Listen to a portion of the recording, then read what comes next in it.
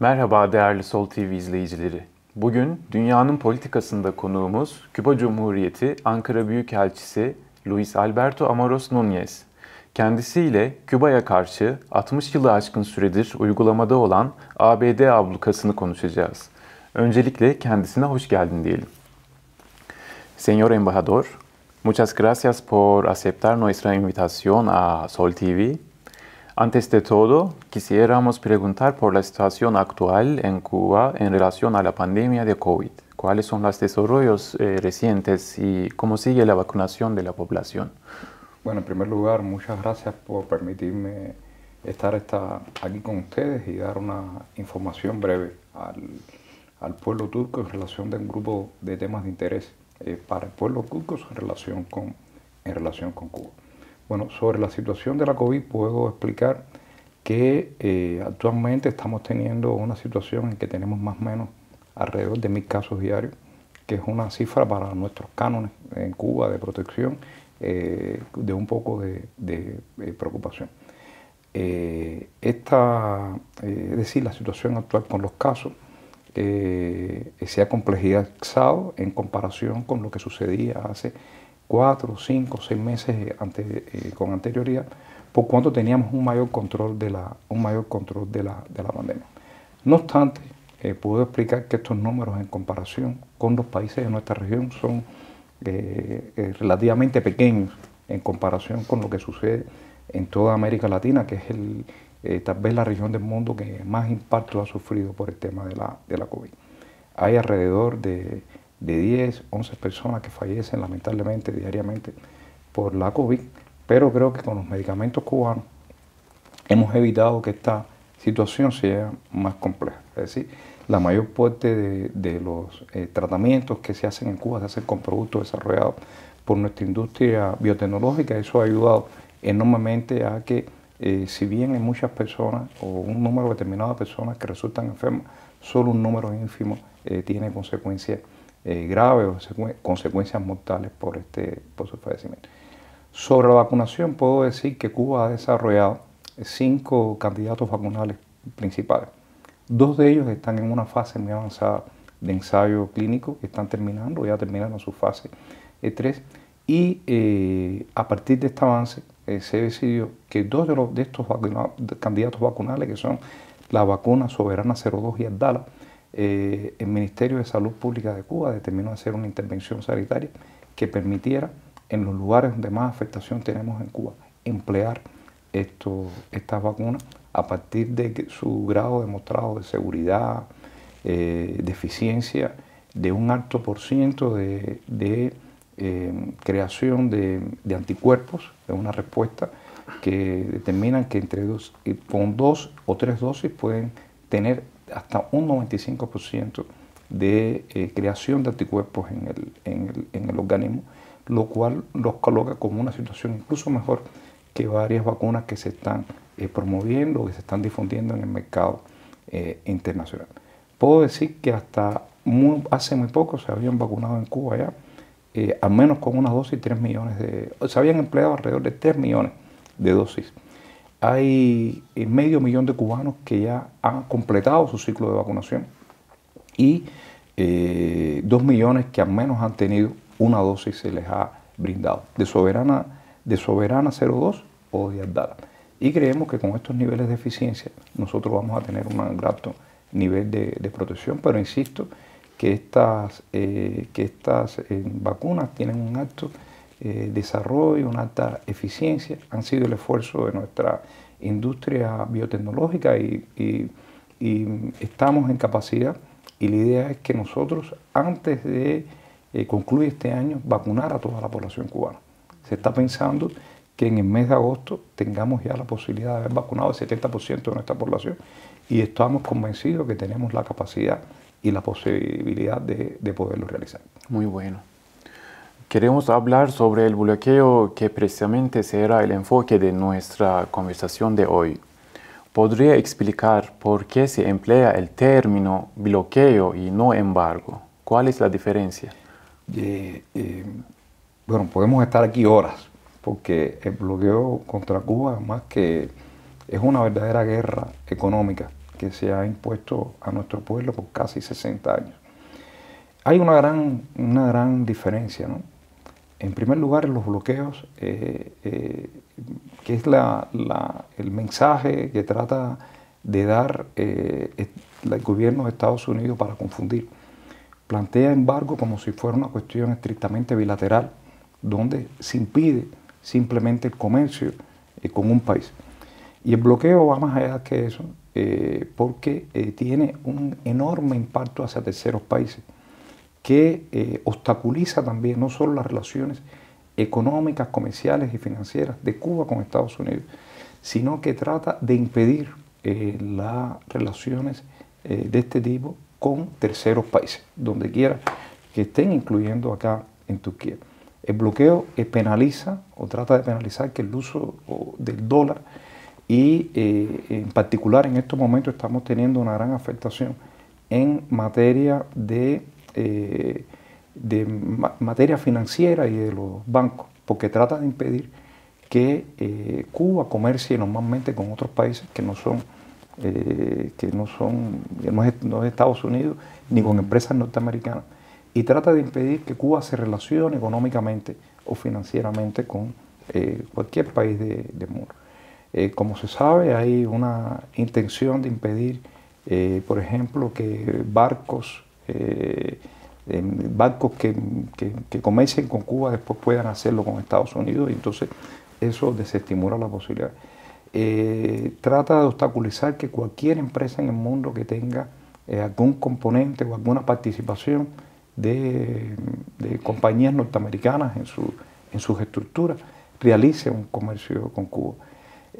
Trata de impedir, por ejemplo, con una medida muy reciente, puedo explicar que durante la administración Trump se tomaron más de 240 medidas para impedir el relacionamiento, la relación económica, financiera y comercial de Cuba con muchos países, con todo el mundo, no solo con Estados Unidos. Ahí nuestra insistencia, que es un bloqueo.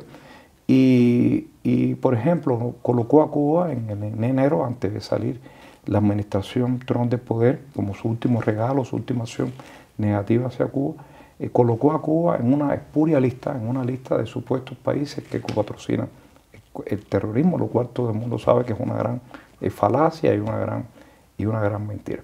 Entonces, como consecuencia, por ejemplo, de esa medida, hay bancos que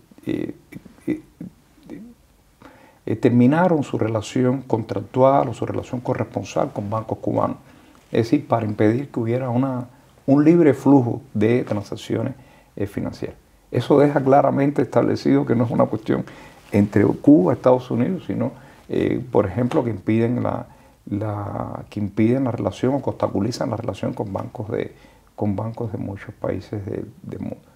¿Siguen las medidas de Trump entonces? Yo creo que esa es una gran realidad.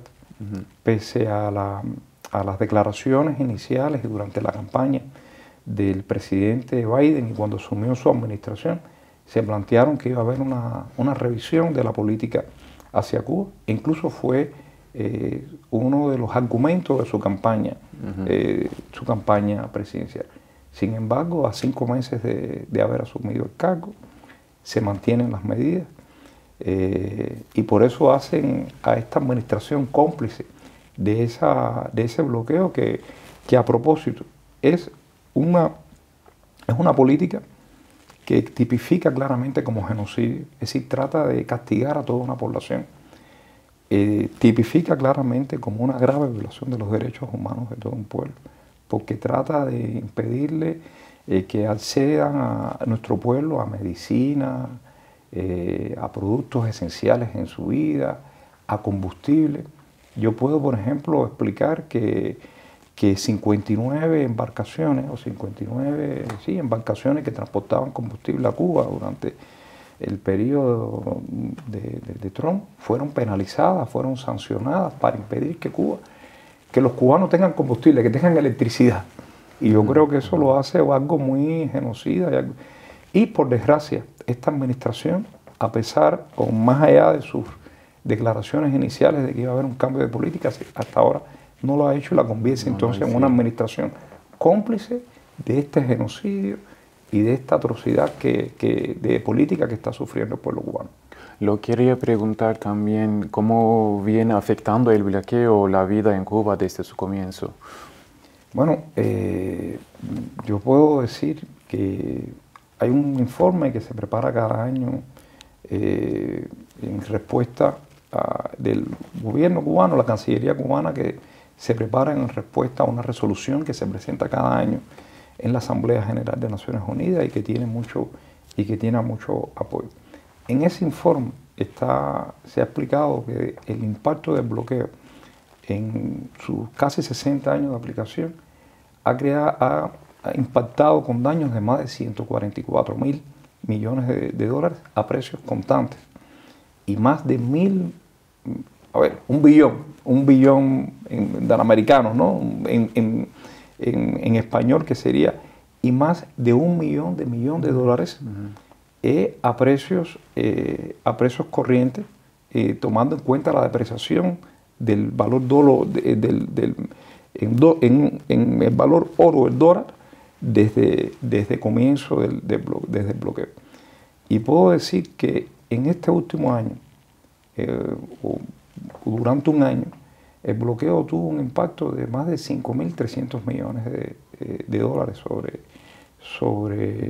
de impacto negativo sobre nuestro pueblo, de efectos negativos en variados sectores, incluyendo, yo creo que en estos momentos de pandemia, y que yo creo que es más crítico el tema de la salud, incluyendo el sector de la salud. Puedo decirte, por ejemplo, que el bloqueo por la aplicación del bloqueo se ha impedido a Cuba embarques de respiradores pulmonares, de mascarillas, de espejuelos de protección, de reactivos. Nosotros hemos tenido, como hemos dicho, un gran desarrollo en las vacunas que estamos preparando, ¿no? Y que con un gran esfuerzo.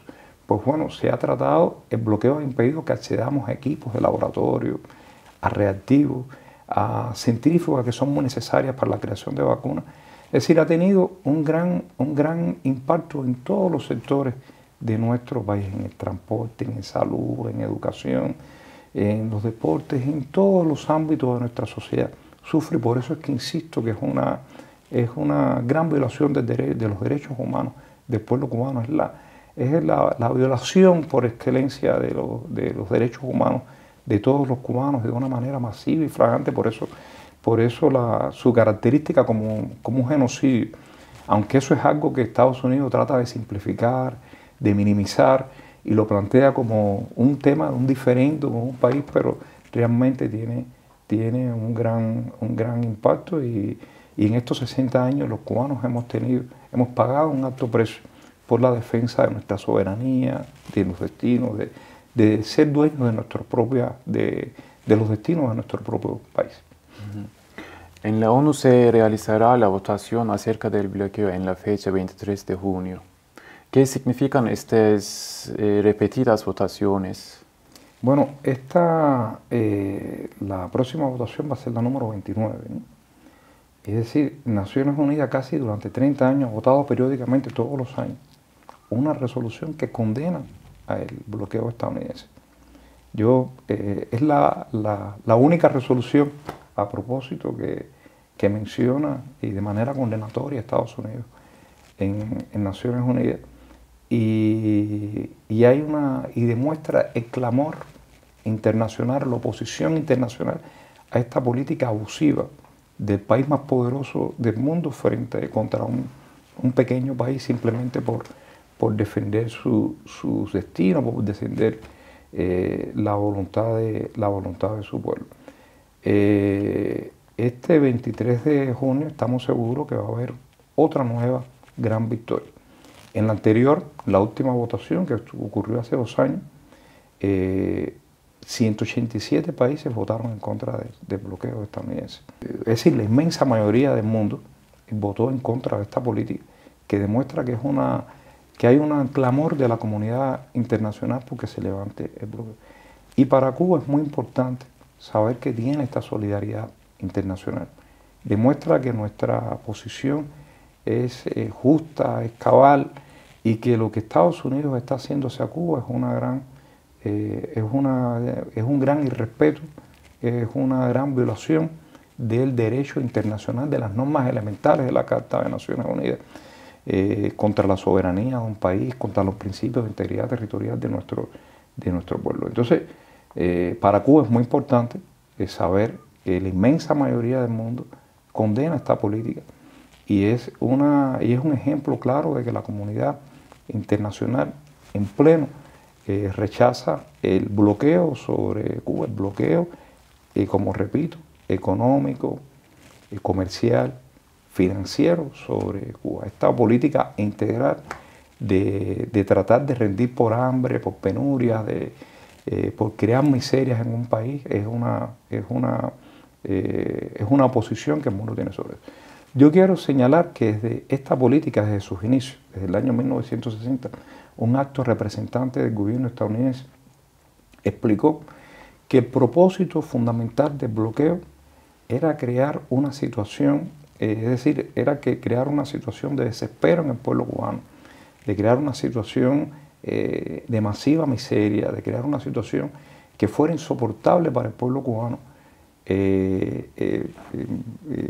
su vida, para que el pueblo cubano se lanzara a las calles o el pueblo cubano derrocara al gobierno que sabe que es un gobierno popular, es un gobierno que tiene el apoyo de la inmensa mayoría de nuestro pueblo, una revolución que pese a todos los embates que ha sufrido de todo tipo, sigue resistiendo y sigue siendo apoyada por la inmensa mayoría de su pueblo. Entonces, esa política, desde bien al principio, está claro que pretende crear una situación en Cuba donde el pueblo sufra.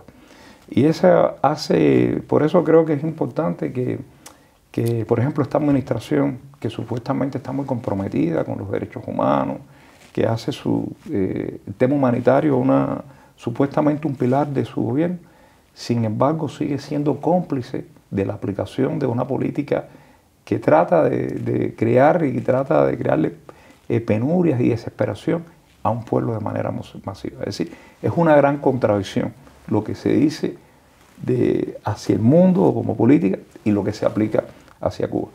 Y esta resolución expresa claramente una condena a este tipo de posiciones hacia un pueblo. Entonces, ¿ustedes qué expectativas tienen de las votaciones en la ONU?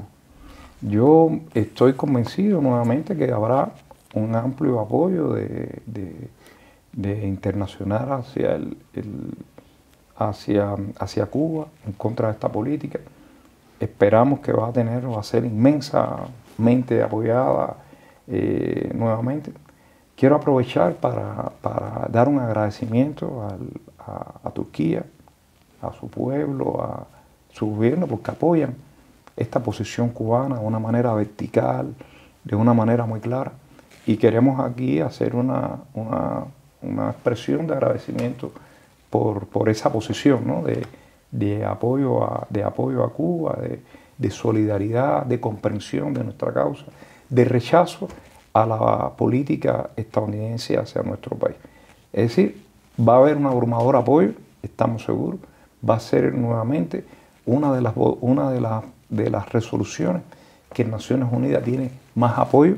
Es realmente una expresión del aislamiento de Estados Unidos en su política hacia Cuba y nuevamente ocurrirá una gran votación apoyo a nuestro país, que ya, como decía, casi por 30 años se lleva votando en Naciones Unidas y demás, y expresa la voluntad internacional frente a un enemigo, frente a un país muy poderoso, que todos sabemos el gran poder que tiene, es la primera potencia económica, militar del mundo, y sin embargo el mundo rechaza esa política hacia Cuba.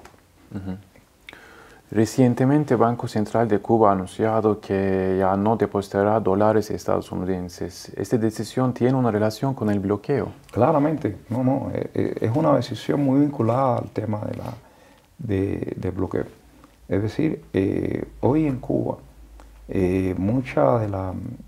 como resultado del bloqueo y como resultado sobre todo de estas medidas que hablaba al inicio, de las muchas medidas en el orden financiero adoptadas por la administración Trump, en particular colocar a Cuba entre los países copatrocinadores, supuestamente patrocinadores del terrorismo, ha hecho que diferentes instituciones financieras internacionales y bancos no acepten el depósito de dólares físicos, de dólares en el sistema financiero internacional.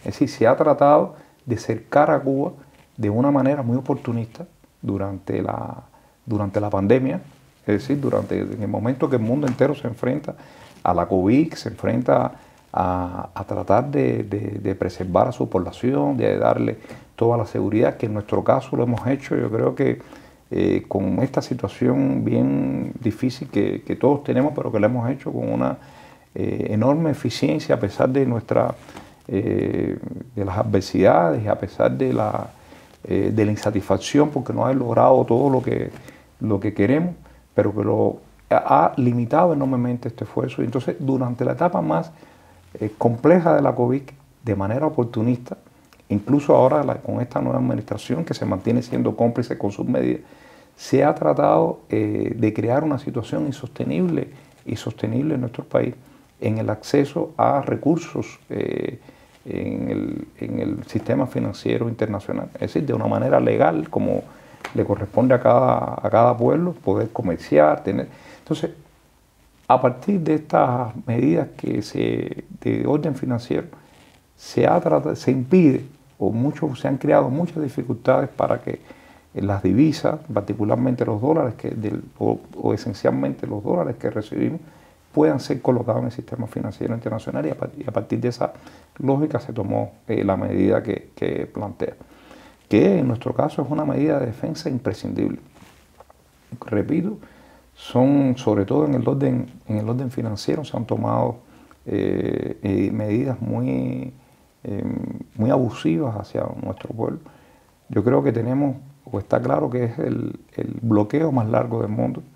Es decir, en muchos países que sufren bloqueos, que sufren medidas unilaterales, medidas coercitivas unilaterales, pero en nuestro caso es mayor, es el ejemplo más largo de la historia, por la potencia más grande del mundo y que más tiempo ha durado. Y sin embargo nosotros resistiremos. Yo quiero también dar un mensaje también a la audiencia de Sol, de que no obstante a estas dificultades, nuestro pueblo seguirá comerciando, seguiremos creciendo. Se han tomado medidas económicas recientes en nuestro país que nos permitirán avanzar saltar estas dificultades. Y yo creo también que es importante que tenemos, no solo en las votaciones de Naciones Unidas, tenemos un apoyo mayoritario, sino que hay muchos empresarios de todo el mundo, incluyendo turcos, muchas entidades económicas que están claras de las enormes potencialidades que ofrece nuestro país en variadas áreas, en el área de la salud, en el área del turismo, de las energías renovables. Hay toda una intención de crecer ahora, sobre todo de una manera particular en el área de la agricultura. Le damos un mensaje aquí al pueblo turco, a la audiencia del Sol, de que estamos listos para hacer negocios en ese sector y de agricultura, energía renovable, donde Turquía tiene un gran desarrollo, en la posibilidad, por ejemplo, en el tema de las vacunas contra la COVID, en el tema de los medicamentos que nosotros producimos con una enorme eficiencia y que tienen un alto valor internacional, incluyendo en áreas como, por ejemplo, en el área de enfermedades transmisibles como el cáncer, que sabemos que tiene una enorme incidencia en todo el mundo, incluyendo en Turquía. Es decir, estamos listos para cooperar y agradecemos también la confianza del empresariado en realizar negocios con Cuba, porque somos una plaza que, pese al bloqueo y pese a las dificultades que tenemos, ofrecemos mucho en este sentido. Muchas potencialidades, muchas posibilidades. Uh-huh. Hay mucha gente que siente un gran afecto hacia Cuba entre nuestros espectadores y espectadoras. Ya hace pocas semanas. Lo agradecemos profundamente. Muchas gracias. Ya hace pocas semanas se organizaron manifestaciones de apoyo a Cuba a pesar de las restricciones. ¿Cuál sería su mensaje a través de Sol TV al pueblo y a los amigos de Cuba en Turquía? Bueno, yo en primer lugar les quiero darle un profundo agradecimiento en nombre de nuestra embajada, en nombre de nuestro pueblo. En Cuba se agradece mucho esa solidaridad. Nos da toda una gran confianza y sabemos y aliento a nuestra resistencia frente al bloqueo. Quiero comentar que muchas de esas, en las caravanas que hicieron aquí en Estambul, en Izmir, en Ankara, muchas de esas imágenes pasaron por la televisión cubana, en las redes sociales, me llamaron amigos, muy contentos y muy agradecidos desde Cuba. Varias de esas imágenes las pasaron en noticieros replicados en noticieros de la televisión, y fueron imágenes que fueron los titulares. Es decir, esas caravanas se han organizado en muchas ciudades de todo el mundo. Es decir, el clamor contra el bloqueo de los pueblos es masivo. Tenemos una gran solidaridad que agradecemos. Pero bueno, quería resaltar que en el caso de aquí Turquía, por la belleza de Turquía, la emoción, el gran compromiso que se mostraba en esa imagen, fueron muy bien recibidas en Cuba, con mucho entusiasmo, con mucho agradecimiento. Y yo quiero hacer aquí, darle un mensaje especial a los amigos turcos, a los amigos de la solidaridad, agradecerles por todo ese apoyo, por todo ese cariño, por toda su lucha también en aras de que el bloqueo se termine. Me gusta mucho esa palabra en turco que dice ablukaya hayir, ¿no? Y entonces les agradezco profundamente por eso. Y sabemos que no estamos solos, que nuestra lucha es compartida, es apoyada masivamente aquí en Turquía, y que los pueblos tienen un enorme cariño por nuestro país y lo sentimos con mucho respeto, con mucho orgullo saber que nuestra causa es comprendida, que el pueblo sabe que es algo injusto, que es algo abusador lo que hace Estados Unidos hacia Cuba, y que el bloqueo debe terminar de una vez y por todas.